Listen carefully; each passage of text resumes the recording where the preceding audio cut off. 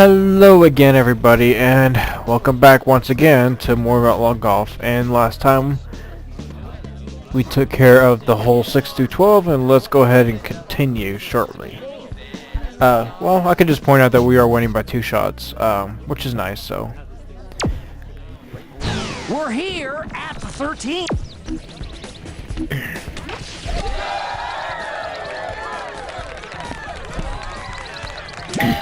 And you have to excuse me, today I'm kind of walking with well, you can't really walk with a toothache, but you know, but I do have a toothache right now, so I might complain about that a little bit. It's out of here, baby.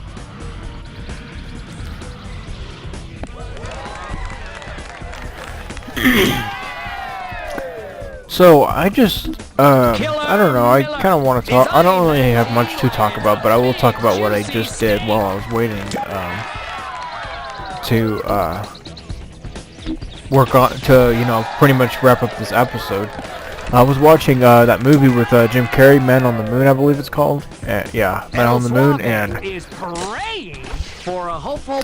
I found that to actually be really quite an interesting movie. I mean, I actually liked it, because it was one of the very few Jim Carrey movies I've never seen. Like, I'm not talking about the ones from like you know, the middle early 80s or whatever, but like, but one that's, you know, it was sort of obscure in a way compared to some of the other like some of his other movies like Bruce Almighty and you know whatnot, or The Mask or Ace Ventura or whatever.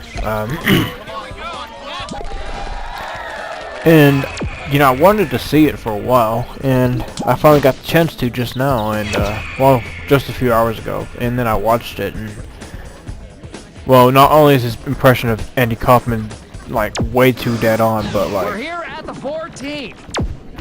I don't know, I found the movie to be really interesting, even though not all of it was based on the true story. Like, some of the incidents were purposely made up, you know, like him getting punched on David Letterman or what like that, you know. I don't know, I found that to be a really kind of a cool movie. And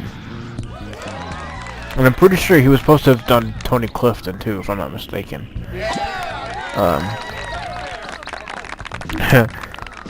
If I'm not an idiot or have an IQ lower than 50, no, but second shot. Yeah, that's really all I have to really say. I mean, as far as, I guess, organized speeches or organized discussions or organized topics. Second shot. I would have something, I mean, I would have normally had something planned probably. Or something I thought about planning, you know, but otherwise, but I'm trying to keep it a little bit casual today, I guess. I don't know. And it's kind of late. It's back to 12:35 again. I actually recorded the last bit yesterday, and you know, the last third of this, and I was hoping it would really make it, cause well, who wouldn't, you know, who wouldn't want the recordings to actually make it to where they didn't waste just, you know, 20 minutes trying to record something. But I will go ahead and say that I did kind of cut it off at the end because I was a little bit sketchy on if it was going to actually make it, so there will be a part at the very end that'll cut off, and but there won't be any. I mean, there'll be a video kind of, you know, cut off, but the audio won't be, because, you know, obviously this is post-commentary, so. To prove that dumb luck beats out real skill yeah. with a par. First time that you should acknowledge it, and probably the last time, so. Yeah, just wanted to throw it out there. Yeah, Killer Miller was giving me trouble with this event. He was really on my tail pretty much the whole time. He was not giving up. Which is kind of a surprise in a sense, because usually I don't have that much trouble with, you know, with computers making stupid shots, like, you know, yeah, with making stupid shots, I guess, generally speaking, this early in the game anyway. I mean, it's only halfway through it, so I shouldn't be surprised, but still. Oh yes, and this actually is my longest drive right here, is 373, so keep that. Well, you don't have to keep it in mind, but I just wanted to point it out.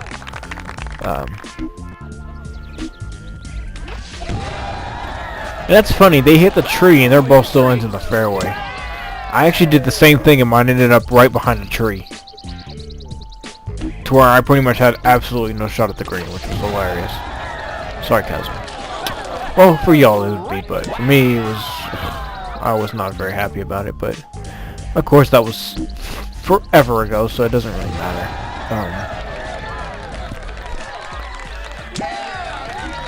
Second shot. And it's actually kind of funny that a little bit of a fun fact, I guess. I don't know. Second shot. Well, I don't know, but right as I was recording this, I don't know if, well, it was kind of throughout the video. It wasn't the entire video, but it was kind of at different points. I actually had my stepbrother in my room. Well, you know, I was basically, you know, listening to music, you know, on his, you know, iPad or whatever, and you know, he was showing me all this. I mean, showing me some stuff like this game that he got or whatever. It actually looks like a fun game. I just can't remember what it was called. I think it was called. It's like really popular right now. I think it's called like Temple something. But it's basically you're running from these guys and you're pretty much just getting all these. It's kind of like Sonic the Hedgehog. It kind of in a way like Sonic the Hedgehog, except for you're just running away from people. That's kind of what it reminds me of. I mean, that's kind of a. That's probably a really bad comparison, but yeah, still. And right now I am drinking some. I'll be brutally honest. Off-brand Dr. Pepper, basically. Suave. Dr. Wow. For an eagle that really soars. You know, it doesn't really bother me that it's off-brand. I'm not really worried about it. It's not a big deal. Saves money. I can't blame him. Can't say that's a bad thing. For an attempt at birdie.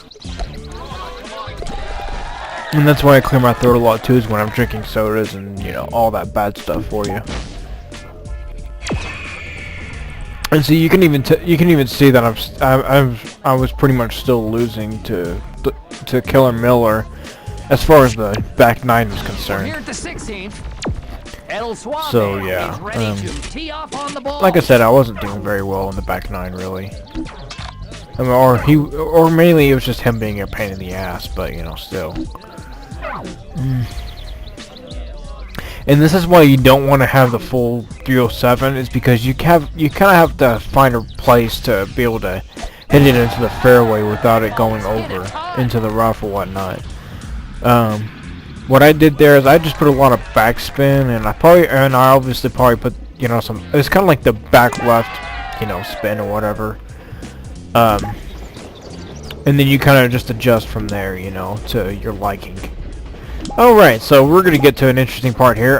Yeah, I skipped it. I guess I had a bit of a video skip right there. I kept this running because it was just so funny. I probably could have not done this the entire time, but, you know, I did. I'll kind of spoil it. Yeah, so let's just say Doc Diggler doesn't really discover that he should aim somewhere else. This is the very first for me, actually, which is funny. I wouldn't say it was a glitch. I think it was just the lack of AI, I guess. I don't know. Maybe all computers do this. I don't know. But I think this is actually really entertaining. I was pretty much cracking up at this part, honestly. And it didn't help that Doc Diggler was in dead last anyway. Or yeah, I think he was in dead last. Just kill me now. And also, you pretty much got to see all of his reactions from when he got to hit it out of bounds. So I guess that's helpful. Even though I've been talking through some of them, so I guess that doesn't help, but. Tough break. That one is way out of play. Oh, I'd rather pass a stone. 14th shot. If this doesn't go in the hole, we'll either have a stroke limit or... I think that's one way to tell if the computer's idle, is if they start swinging before the commentator gets finished talking. Alright, so finally we got to the stroke limit there. after so many shots. The stroke limit, I guess, for a par 4 would be a 15. I don't know if that goes for all holes or just the par 4. Second shot. I believe that's for all holes, though. I don't know. That's actually the very first time I've ever had a computer go on a stroke limit. I haven't gotten the stroke limit, you know. Second shot. I mean, I've gotten the stroke limit on pretty much every other Mario game, or every other golf game, sorry, but not this one. So yeah, Second shot. as much of a time waster as that was, I thought that was very, very, very entertaining. And I think actually, after the stroke limit thing, is when my stepbrother actually walked right back in, so yeah, so the game pace is gonna be slow. It's gonna be pretty slow right here, I suppose. Yeah, it's gonna be pretty slow. I'll have to admit it. Third shot. Cause you know, I mean, I could have easily just pretended like I was listening and then just got really focused on the game, but you know, that kind of stuff is pretty fairly obvious anyway. And yeah, this was one of my moments where I was not paying attention, or okay, yeah, I did not get this actually. I aimed it perfectly, and then like when it lipped out like almost a whole 3 or 4 feet, which was stupid. I didn't get that at all. Like whatever. It was like, excuse me, I'm sorry. That's what happens when you drink a bunch of carbonated drinks. You get carbonated yourself. Nah, but I did not get that at all, really. But that was kind of the only real mishap there. But still. So yeah, you can see he scored a 15. As I sort of spoiled it a little bit. Yeah, and he was already over for the round. I mean, for the back 9. And he was, yeah, he was like what, 9 under?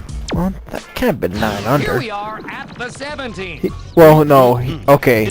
Yeah, he would have had he would have had only 5 strokes to end up at even par. So basically, he'd have to get a birdie, and he'd have to get birdies on the last 2 holes. So yeah, just to break par because of how bad he did on that hole. On that one hole, that's it. And yeah, I kind of got lucky in avoiding the bunker there, but actually that's supposed to be the general technique, is to hit the rough and then have it run on the green towards the hole. If that wasn't obvious already. Pretty much any other method, you're either lucky or you're screwed.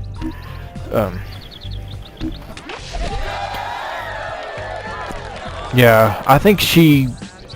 I can't tell. It looks like she hit the bunker though, but I don't think she did. I think it would have just dropped straight dead in the bunker. Yeah. Yeah, that was pretty amazing. I was like, wow. Imagine that, getting a 15 and then on the very next hole getting a hole in 1. That would have been pretty awesome, I have to admit. That'd be like getting a 12 and then getting a birdie on the next hole.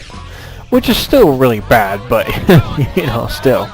At least he would have been guaranteed, you know, under par. Like I said, this gets a little bit slow-paced, so yeah, try to... Well, this video is not too long. I mean, it is kind of long because of... Yeah, in the first 2 parts, I actually mentioned this is going to be the shortest one, but when I redid it again, it actually became the longest, of course. I would say that was partly my... I would say that was mostly my fault for not really paying attention to the game, and so therefore it was kind of going slow-paced. And yeah, every once in a while I was mentioning the game and whatnot, but like, I try not to really talk about it because, yeah, there's nobody else in my family who's really that interested in golf. And especially my stepbrothers, they're less interested in golf than Barbie dolls. Like, that's I don't know why I made that comparison, but you know, yeah, that's how it works. I mean, that's basically how to put it. Doc Diggler is stepping up to spend a tee shot.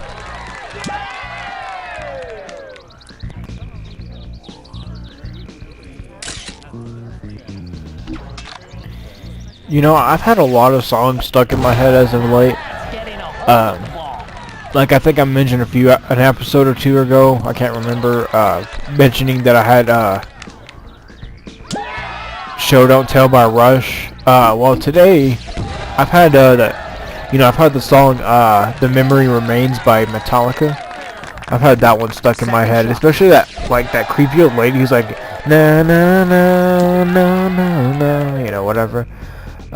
Second shot. I mean, she is a creepy old lady, but I don't know why. I thought that little part though, it's like so haunting and creepy that it's like cool. Like, I think I actually left a comment on the video itself, on a copy of the video itself. I think it's like the first one. I can't remember, but I said something like, you know, it's so haunting, and it probably could give you nightmares, but you'd still love the song even then, you know. And I feel that's it's better. It's really true. I mean, because I don't know why. It's just a really cool song. That's all I can really state it as. Really, I can't really state it any other way.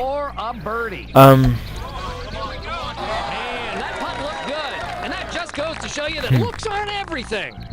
I should do like a poll someday, like Miller has this putt for what would be a very like a question poll or something like that. I don't know, so, I mean, like if I get more subscribers and stuff, like I don't know, maybe as a 500 subscriber special or something weird, something like that. I don't know. That'd be a pretty cool idea to do to kind of have people wanting to know which two questions would be, would they want me to answer, I don't know. But anyway, yeah, there's gonna be a little bit of time here because I was gonna pretty much say, oh, see you at the ending, and then that's when it starts now. So, okay. Alright, so we see there, I won pretty fairly easily, I guess. So let's go ahead and see what we win. Alright, not shooting. Guess this proves you don't really need skills to win. Anyway, let's scope out what you've won. Skip half of that. Garden State Menage a Trois. Plus, you can wrap your ugly mitts around a ripping state-of-the-art Atlas Gold putter. And I cannot read. God almighty. Okay, so, besides a threesome, we pretty much win a, golden state putt, or golden putter, whatever. Alright, see you guys next time.